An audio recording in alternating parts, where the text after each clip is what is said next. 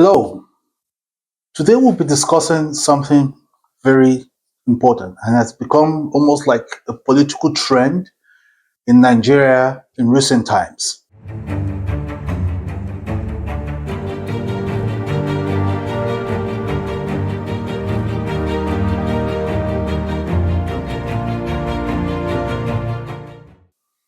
The last time I checked, Nigeria is described as a democracy, or Nigeria is a democratic nation.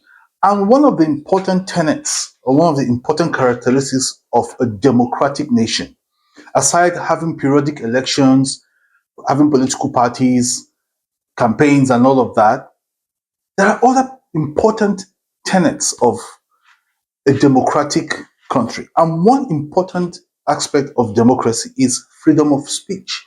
Another important aspect is freedom of expression, freedom of association, the right to criticize, as long as the criticisms do not amount to breach of national security. But in recent times, we've seen that the government have been clamping down on critics of the activities of government. Since the APC came on board, people no longer have the freedom to make criticisms or to criticize what the government is doing.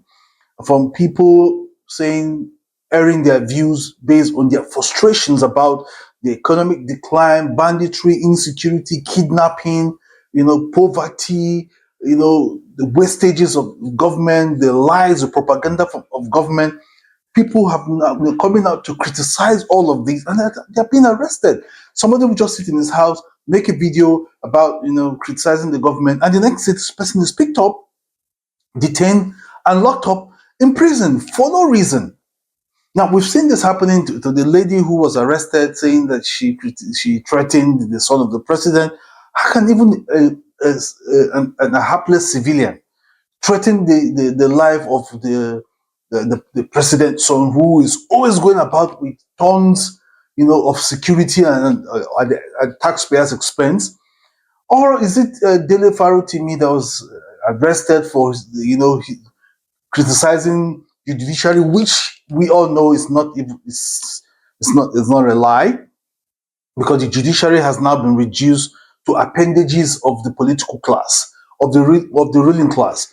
Or is it the arrest of the boy who said something about Tinubu and all of that?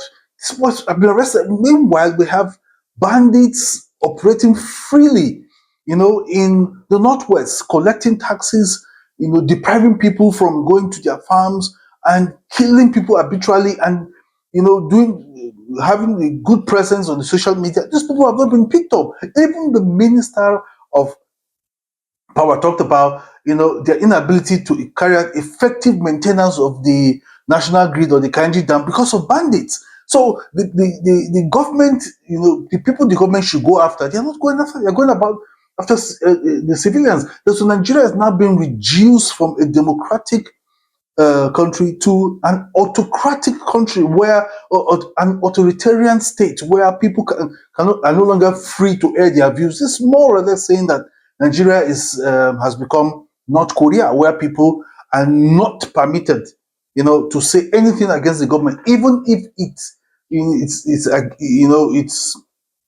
affects them negatively. So, in an ideal democratic situation, people are free to air their views.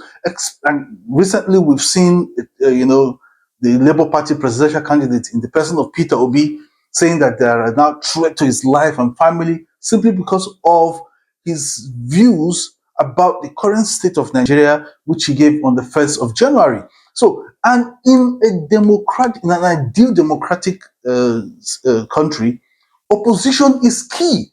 Otherwise, what we will have will be a rise and rise of political sycophancy, like we've seen the last few years, where those in the ruling class cannot even say anything, about the state publicly, simply because of what they are getting from the state. So they are now singing.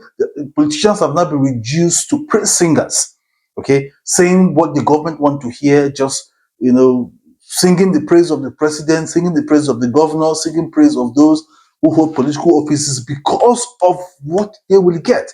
And when you have this high level of sycophancy, things will not be done, because the person who is in charge, and this is exactly what happened because of Buhari, because he had no proper mechanism of ensuring getting the feedback from the people. He relied so much on the praise singers around him who kept telling him what he wanted to hear, kept telling everything was okay, and you could tell from his speeches and all of that that everything was okay. Now all the information he was getting were from the sycophants around him who just take advantage of the system, sing the high praise of the president because they want to curry favor and all of that. Now, this is exactly what is happening here. So it's even possible that all the threats, the arrest, detention that we've seen within the last 2 years under the Tinubu's administration, it's even possible the president is not even aware, because it might just be the handiwork of praise singers, sycophants who just feel nobody has the right to criticize the government, nobody has the right to criticize the president, nobody has the right to criticize the governor. And we've seen situations where somebody just raised an issue about the governor's wife in Sokoto spraying money, and he was arrested and detained until a human rights body intervened, and he was released. This should not happen in a democracy. There should be viable opposition, because viable opposition is what brought APC to power in 2015. So the APC should allow people to criticize them, because this is exactly how they came into power. So I don't think this issue of arrest and all of that, Dilifaro Timi, threat to Peter Obi, and so many others have not been documented. Some that we have seen on social media being arrested simply because of their, they're expressing their grievances against the state, expressing their opinion about what is happening in government. In Nigeria is a democracy. In a democratic setting, in a democratic country, as long as what people say do not amount to, it's not insightful, will not incite violence, and will not amount to breach of national security, I don't think they should be arrested and detained arbitrarily. So on this note, we're calling the government to please ensure that the tenets of democracy, because the government has expended so much money in scouting for foreign investors. And when these issues that are already in the public domain, this information are disseminated, and the supposed foreign investors see some of these things happening, human rights violations and all of that, it's possible that much needed investment might not even come in as expected, because who wants to, do business in an environment where the judicial process is flawed? Who wants to do business in an environment where the human right, this high level of human right abuses?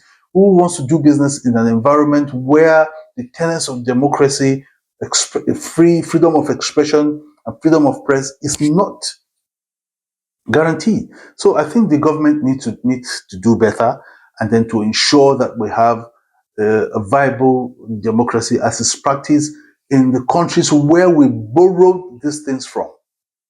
I think the government needs to do better. So please don't forget to subscribe to my YouTube channel. You can follow me on TikTok, Instagram, and Facebook. And don't forget to leave your comments, share and like this video. And you can also follow us, subscribe to my WhatsApp channel with the number shown on your screen. Thank you.